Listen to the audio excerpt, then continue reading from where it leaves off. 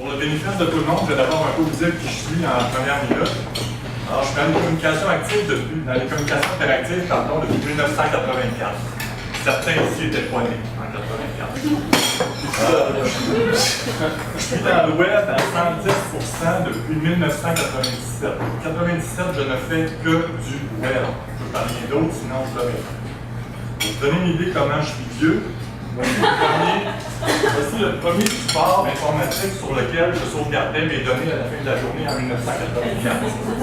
Ça ne vient pas d'un truc de bâtard, c'est une vraie disquette. Il n'a pas la capacité de contenir une seule photo prise par votre iPhone. Okay? Alors, vous pouvez dire qu'on se battait fort pour un club en 1984. J'ai fait partie de ceux aussi qui se sont battus contre les premiers spammers, le type Enlarge Your Penis. Je peux dire aussi que dans le passé, j'ai perdu des comptes importants auprès de salopards qui étaient impliqués dans le scandale des commandites. Moi, j'ai lutté contre ça aussi quand c'était. Donc finalement, au final, depuis 2004, je fais mon propre compte. Et Alliance Click, sous sa forme actuelle, existe depuis 2010. Alliance Click, c'est une entreprise qui compte 10 employés. On est 7 à résidence et j'ai 3 collaborateurs précieux qui travaillent avec moi depuis plusieurs années. Alors voilà pourquoi je suis vieux, je l'assure. La présentation d'aujourd'hui, elle est interactive. Je sais que la nouvelle génération, qui a beaucoup raisonné notre poids, est capable de tweeter, texter, en même temps qu'ils écoutent une présentation. Je vous invite à prendre votre téléphone, je vous invite à l'ouvrir pendant que je parle. Allez sur la page Facebook d'Alliance Click. Si vous n'avez pas déjà liké la page, faites-le. Si vous avez déjà liké la page, allez-y quand même. Et faites un partage, s'il vous plaît, du poste qui est ouvert actuellement de recherche de designer. Ça va nous aider à trouver la perle précieuse qui nous manque. Et si vous voulez tweeter, n'hésitez pas, faites-le, s'il vous plaît, sous le mot-clic Alliance Click. Maintenant, je vais vous poser une question, vous me répondez, s'il vous plaît. Alors, si je vous dis Panda, Penguin ou Hummingbird, on parle de quoi? Non. Oui, c'est un oiseau, c'est un colibri. Mais en fait, on parle des algorithmes de Google. C'est quoi un algorithme de Google? C'est le système qui fait en sorte que quand vous faites une recherche dans l'engin de recherche, on va trouver la réponse la plus précise à votre demande. C'est ce qui fait que si je fais une recherche pour un massothérapeute, il va me sortir ici à Sainte-Julie, il va me sortir des massos principalement qui sont sur la rive sud, j'en avais pas un de Chicoutimi. Alors ces algorithmes-là, Google a la fâcheuse habitude de ne pas toujours nous avertir qu'il va les mettre en place. Okay?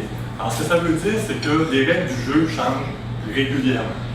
Comme les règles du jeu changent régulièrement, nous comme développeurs, il faut toujours qu'on soit en veille pour comprendre quelle est la nouvelle méthode, quelles sont les nouvelles façons d'indexer, de référencer votre site pour arriver à avoir un meilleur résultat possible.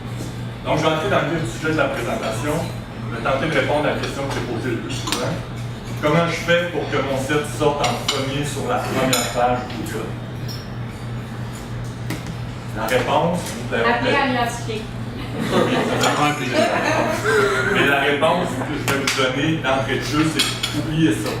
Les efforts pour sortir premier sur la première page d'un engin de recherche sont tels qu'on va y mettre beaucoup trop d'énergie. On veut d'abord sortir sur la première page, ça on est d'accord. Mais une position, deuxième, troisième, quatrième, sixième position sur une première page, au final, va être meilleure que la première parce que les gens qui cliquent sur les premiers ne lisent pas ce qu'ils regardent. Ils cliquent tout de suite. Ils vont sur votre site, ils repartent, c'est pas une bonne visite. Ceux qui vont cliquer sur le troisième, quatrième ou cinquième lien sont généralement des gens qui vont prendre le temps de lire avant la description qui est là et qui vont cliquer en ayant réfléchi à ce qu'ils recherchent. Et donc, ça nous donne des clients de meilleure qualité. Donc, je vous ai tout expliqué ça. Et vous me dites encore, mais comment je fais pour sortir sur la première page? Alors, je vous confie un petit exercice. Comme ceux qui ont un site Internet, levez-vous. Ça doit être un site Internet, personne ne peut d'entreprise. Alain, t'as pas dit ça? Ceux dont le site Internet n'est pas responsive, asseyez-vous. On va jouer avec les téléphones. Ceux qui n'ont pas de Ça t'arrive pas à ça. site depuis 3 mois. Comment? Ça fait au moins 3 mois que vous n'avez pas mis votre site à jour. Asseyez-vous. Ceux qui n'ont pas fait de mise à jour sur leur site depuis 1 mois ou plus, voyez-vous. Ceux qui ont consulté leurs statistiques, qui n'ont pas consulté leurs statistiques depuis les 10 derniers jours. Voyez-vous bien. Est-ce que vous avez un webnet assigné, indisable et responsable d'obtenir des résultats sur votre site Internet? Oui, restez debout. Est-ce que vous avez défini un budget d'opération web pour votre prochaine année et un calendrier de publication de vos nouvelles affichées?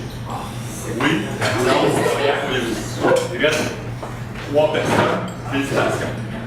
Ceux qui sont assis, dans le fond, ce que ça nous dit, c'est que ces leviers-là, vous les connaissez. Tout le monde les connaît.